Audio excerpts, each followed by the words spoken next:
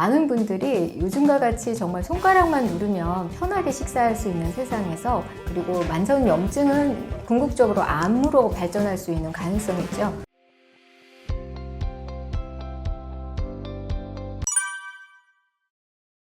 안녕하세요. 저는 순식물성 한약재와 음식 처방을 통해서 병을 고치고 있는 한방제시 기린 한약국의 이현주 한약사입니다. 또 생활습관 예약의 전문가이기도 하고요. 일주일에 하루 채식 운동을 하는 한국 고기 없는 월요일의 대표로 활동하고 있습니다.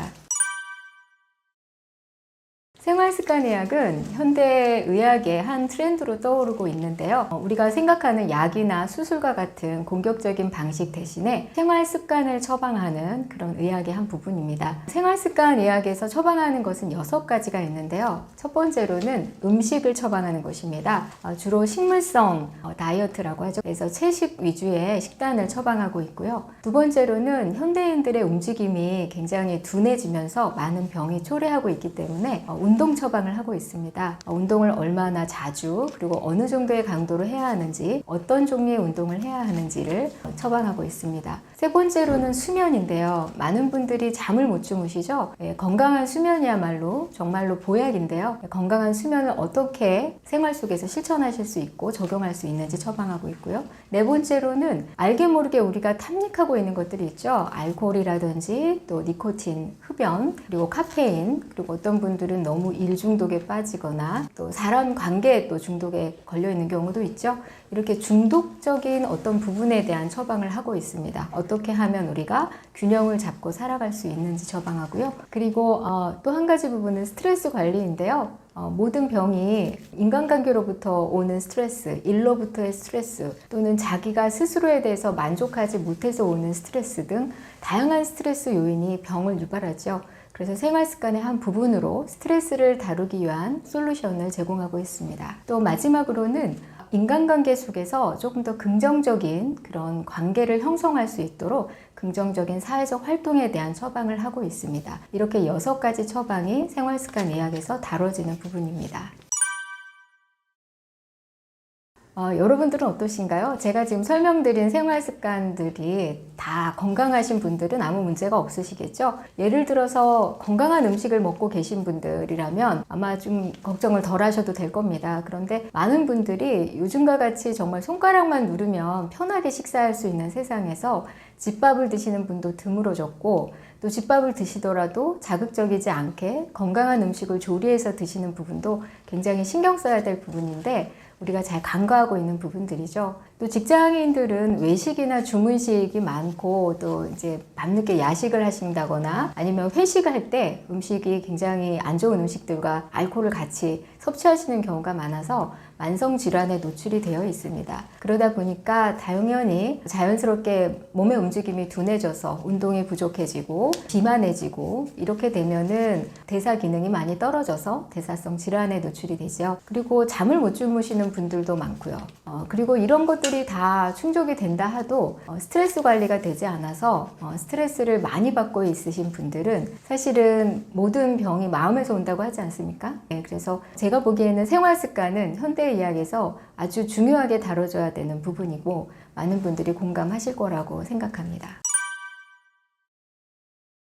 일단 음식을 잘못 드시게 되면 만성적인 염증이라든지, 그리고 만성염증은 궁극적으로 암으로 발전할 수 있는 가능성이 있죠. 그리고 혈관이 좁아지면서 만성적인 질환으로, 대사성 질환으로, 합병증으로 유발하는데요. 고지혈증, 고혈압, 당뇨, 또 심혈관계 질환뿐만 아니라 뇌혈관계 질환도 음식을 잘못 먹어서 오게 됩니다. 또 요즘과 같이 환경 호르몬이나 환경이 오염된 상태에서는 발암물질이나 환경 독소들이 굉장히 또 많은 영향을 미치기 때문에 이로 인해서 생기는 알러지성 질환들도 유의하셔야 됩니다. 또 음식을 잘못 드셨을 때 생겨지는 가장 흔한 질환으로는 소화성 질환이겠죠. 소화기능 장애라든지 소화불량, 그리고 과민성 대장질환도 음식을 잘못 먹어서 생기는 질환입니다. 또 운동 부족으로 인해서 생기는 질환들도 많죠. 운동이 부족해지면 일단 살이 찌겠고요. 살이 찌면 대사성 질환들은 그 확률이 더 3배 올라간다고 합니다.